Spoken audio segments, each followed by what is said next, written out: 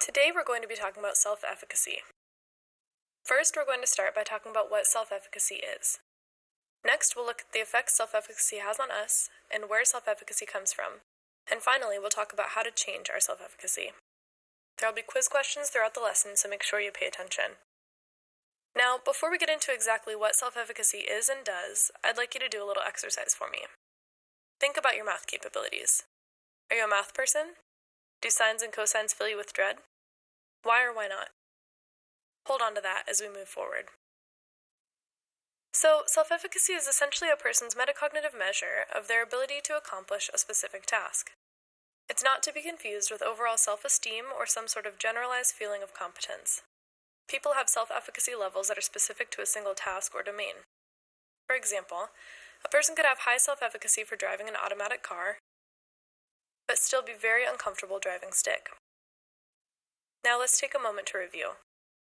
Click the Think button to the right. Pause the video and answer the question. Once you're finished responding, save your answer.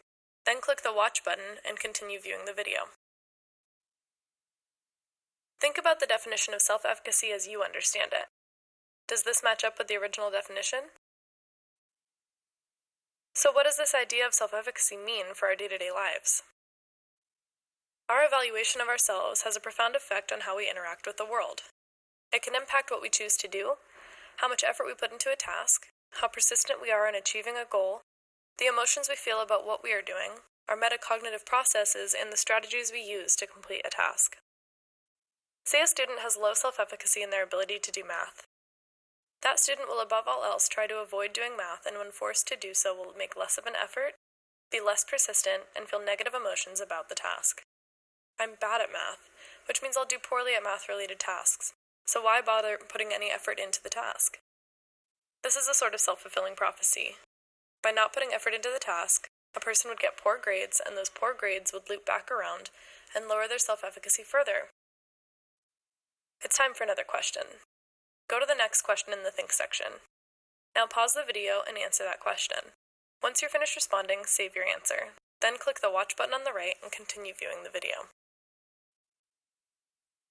Now click the Dig Deeper button. Pause the video and read the prompt. When you've finished, click Watch and continue the video. Let's talk about where self-efficacy comes from next.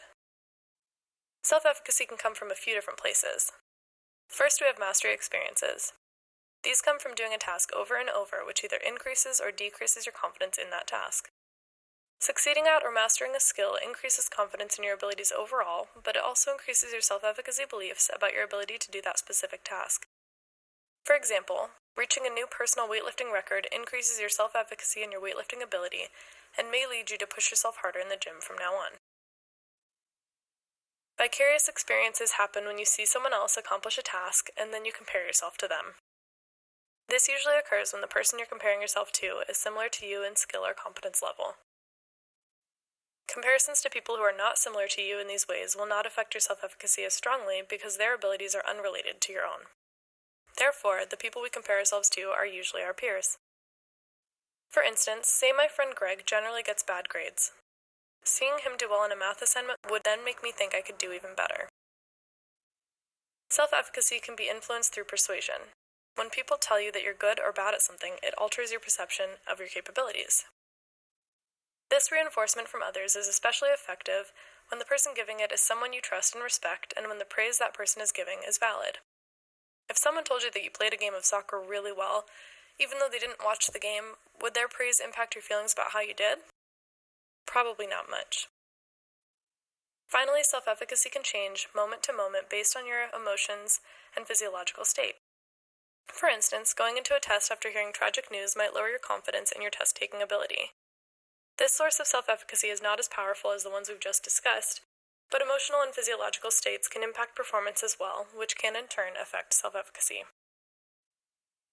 Go to the next question in the Think section. Pause the video and answer this question. When you're finished responding, you may proceed. So how might we be able to change these self-efficacy beliefs in order to improve future performance? Self-efficacy can be changed through improving performance at a task to begin with. This can be done in several different ways. One way to improve performance is by taking baby steps. Improving little by little and making small intermediate goals that seem achievable will help you improve your self-efficacy beliefs. Each time you reach a small milestone, you'll feel more confident in your ability and in turn will be able to achieve the overall goal more easily. You can also improve performance through self-monitoring. By reflecting on performance and determining what can be done better, you can monitor your progress and move toward improvement. Contingent rewards can also be useful for improving performance because they create extrinsic motivation. By setting goals and creating rewards for yourself depending on your achievement of those goals, you will drive yourself to put more effort into the task and succeed. Finally, social support can improve performance. Receiving support and encouragement from peers is another powerful motivator that can keep you on track with the goals you've set for yourself and can also help with accountability. If you feel that other people are invested in your success, you might try harder at the task and perform better. All of these factors can help improve performance and in turn increase self-efficacy for certain tasks. Go to the next question in the Think section. Pause the video and answer the question. Once you're finished responding, save your answer. Then click the Watch button on the right and continue viewing the video. Another way to change our self-efficacy is to use better models. A good model is someone to compare yourself to who is similar to you. This similarity should depend on the task at hand. For example, if you compare your ability to paint with that of a friend who has similar artistic ability and experience to you, this model will likely be a good gauge of how well you can do as a painter.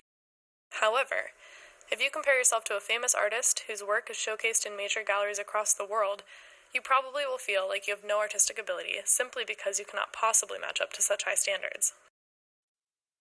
Having good mentors is another effective way to improve self-efficacy for a certain task. Mentors that monitor your progress and give you insight about how you're doing and how you can improve are important. This provides you with someone to look up to who can also give you guidance and that can help you reach your goals. If you feel like your mentor believes in you and wants you to succeed, your belief about your ability to do so will increase. Click on the Discuss tab. Pause the video and answer the prompt. Once you are finished responding, click the Watch button on the right and continue viewing the video. That's it for today's lesson. Hopefully you've seen that self-efficacy is a powerful player in our day-to-day lives. Keep the things we discussed today in mind the next time you find yourself assessing your capabilities. And stay tuned for some behind-the-scenes extras.